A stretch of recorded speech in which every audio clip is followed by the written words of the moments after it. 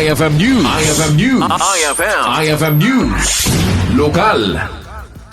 Inkari ni Mr. Marcel Tabihe, mangidadaulo iti Provincial Disaster Risk Reduction and Management Council, iti Provincial Government of Ilocos Norte, wenno PGIN, nga agtultuloy Napintas ti Serbisio ken opisina na ng runa karagiti posible sumangbay a kalamidad.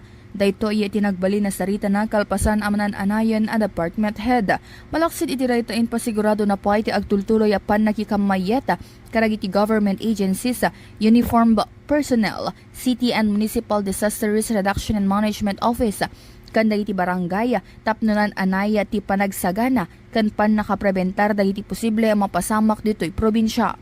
May palagip anan anayon na nagbali na department head ni Tabihe, babaan na itibilag ti resolution nga inaprobaran ti sanggunyan panlalawigan amang konkor ken kuana. Ni Tabihe ket 37 atawonan nga agserserbi iti disaster office nang rugi daytoy idi agtawon isuna iti 20 ket 3. Para iti IFM News, Idol Bernadette Toledo, Tatak, IFM. IFM News. IFM News. IFM News. Lokal.